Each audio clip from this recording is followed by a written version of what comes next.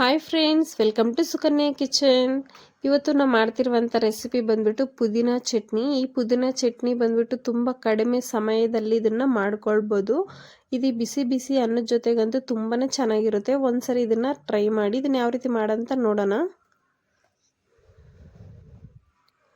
ಇದಕ್ಕೆ ನಾನು ಮೊದಲನೇದಾಗಿ ಸ್ಟವ್ ಆನ್ ಮಾಡಿಕೊಂಡು ಕಡಾಯಿ ಇಟ್ಕೊಂಡಿದ್ದೀನಿ. ಅದಕ್ಕೆ ನಾನಿಲ್ಲಿ 1 ಕಪ್ ಆಗೋಷ್ಟು ಒಣಗಿರೋ ಕೊಬ್ಬರಿ ಅನ್ನೋದು ಹಾಕ್ಕೊಂಡು ಫ್ರೈ ಮಾಡ್ಕೊಳ್ತೀನಿ, ಸ್ವಲ್ಪ ಗೋಲ್ಡನ್ ಕಲರ್ ಬರೋ ರೀತಿ.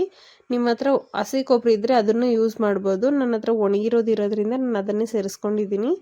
ಈ ರೀತಿ ಎಲ್ಲ ಫ್ರೈ ಮಾಡ್ಕೊಂಡಾದ್ಮೇಲೆ ಒಂದು ಪ್ಲೇಟ್ಗೆ ನಾನು ಸೈಡ್ಗೆ ಎತ್ತಿಟ್ಕೊಳ್ತೀನಿ.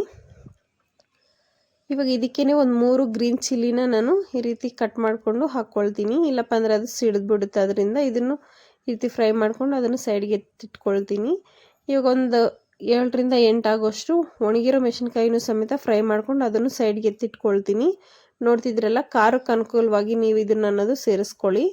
ಇವಾಗ ಅದೇ ಬಾಣಲಿಗೆ ನಾನು ಸ್ವಲ್ಪ ಎಣ್ಣೆ ಹಾಕಿಬಿಟ್ಟು ಕರಿಬೇವು ಹಾಕಿ ಇದನ್ನು ಫ್ರೈ ಮಾಡ್ಕೊಳ್ತೀನಿ. ಪುದೀನ ಅನ್ನೋದು ಚೆನ್ನಾಗಿ ವಾಶ್ ಮಾಡಿಕೊಂಡು ಅದನ್ನು ಸೇರಿಸ್ಕೊಂಡಿದ್ದೀನಿ. ನೋಡಿ, ಇಲ್ಲಿ ಪುದೀನ ಅನ್ನೋದು.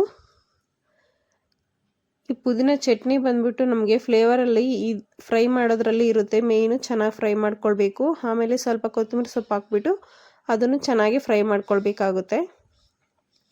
ಈ ರೀತಿ ಎಲ್ಲ ಚೆನ್ನಾಗಿ ಫ್ರೈ ಮಾಡ್ಕೊಂಡಾದ್ಮೇಲೆ ಒಂದು 7ರಿಂದ 8 ಆಗೋಷ್ಟು ಬೆಳ್ಳುಳ್ಳಿ ಹೆಸಲು ಅನ್ನೋದು ಅದನ್ನು ಹಾಕ್ಕೊಳ್ತಾ ಇದ್ದೀನಿ. ಸಿಪ್ಪೆ ತೆಗೆದುಬಿಟ್ಟು ಹಾಕ್ಕೊಂಡು ಈಗ ಸ್ಟವ್ ಆಫ್ ಮಾಡ್ಕೊಂಡಿದ್ದೀನಿ. ಒಂದು ಪ್ಲೇಟ್ಗೆಲ್ಲನೂ ಎತ್ತಿಟ್ಕೊಳ್ತೀನಿ. ಇದು ಫುಲ್ ತಣ್ಣಗಾಗಬೇಕು ನಮಗೆ.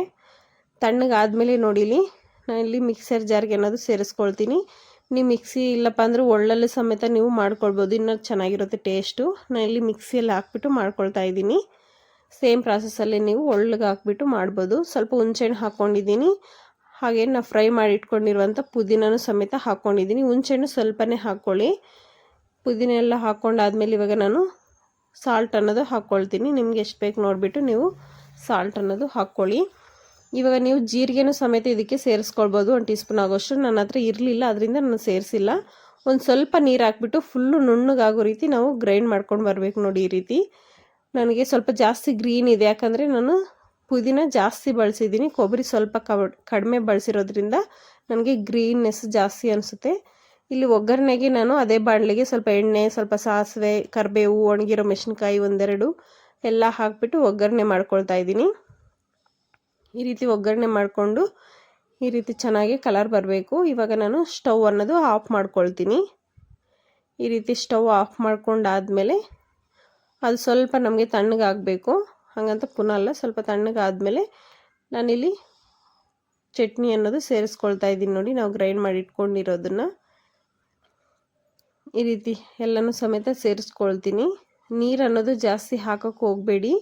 ಈ ರೀತಿ ಮಾಡಿಟ್ಕೊಂಡ್ರೆ ನೀವು ಒಂದು ವಾರದ ಕಾಲ ಆದ್ರೂ ಇರುತ್ತೆ ನಮಗೆ ಆರಾಮಾಗಿ. ಈ ಬೇಸಿಗೆಗಾಲದಲ್ಲಿ ಅಡುಗೆ ಮನೆಗೆ ಹೋಗಿ ಪದೇ ಪದೇ ನಾವು ಅಡುಗೆಗಳು ಮಾಡೋಕ್ಕಂತೂ ಆಗೋದಿಲ್ಲ. ತುಂಬ ಬಿಸಿ ಜಾಸ್ತಿ ಅನಿಸುತ್ತೆ. ಅದರಿಂದ ಈ ರೀತಿ ಏನಾದರೂ ಇದ್ದರೆ ನಮಗೆ ಏನಾದರೂ ತಿನ್ಕೊಳ್ಬೋದು. ರೈಸ್ ಏನಾದರೂ ಮಾಡಿಬಿಟ್ಟು ಬೇಗನೆ. ನೋಡ್ತಿದ್ರಲ್ಲ, ಇವಾಗ ನಾನು ಬಿಸಿ ಬಿಸಿ ಅನ್ನದ ಜೊತೆಗೆ ಸರ್ವ್ ಮಾಡ್ಕೊಳ್ತಾ ಇದ್ದೀನಿ. ಟೇಸ್ಟ್ ಅಂತೂ ತುಂಬಾ ಚೆನ್ನಾಗಿರುತ್ತೆ ಫ್ರೆಂಡ್ಸ್. ಒಂದ್ಸರಿ ಈ ರೀತಿ ಟ್ರೈ ಮಾಡಿ ನೋಡಿ, ತುಂಬಾ ನಿಮಗೂ ಚೆನ್ನಾಗಿ ಅನಿಸುತ್ತೆ. ನೋಡ್ತಿದ್ರಲ್ಲ, ಈ ವಿಡಿಯೋ ಇಷ್ಟ ಆಯ್ತು ಅಂದರೆ ಪ್ಲೀಸ್ ಒಂದು ಲೈಕ್ ಮಾಡಿ, ಶೇರ್ ಮಾಡಿ, ಸಬ್ಸ್ಕ್ರೈಬ್ ಮಾಡ್ಕೊಳ್ಳಿ. ನೋಡಿ, ಲಾಸ್ಟ್ ಫೈನಲಾಗಿ ಸ್ವಲ್ಪ ತುಪ್ಪ ಅನ್ನೋದು ಸೇರಿಸ್ಕೊಂಡು ಸರ್ವ್ ಮಾಡ್ಕೊಂಡ್ರಂತೂ ಆಹಾ, ತುಂಬಾ ಚೆನ್ನಾಗಿರುತ್ತೆ ಫ್ರೆಂಡ್ಸ್. ಇದ್ರ ಮುಂದೆ ಯಾವ ಅಡುಗೆನೂ ಬೇಕಾಗಿಲ್ಲ, ಅಷ್ಟು ಚೆನ್ನಾಗಿರುತ್ತೆ ಟೇಸ್ಟು. ನೋಡಿದ್ರಲ್ಲ, ವಿಡಿಯೋ ಇಷ್ಟ ಆಯ್ತು ಅಂದರೆ ಪ್ಲೀಸ್ ಥ್ಯಾಂಕ್ ಯು.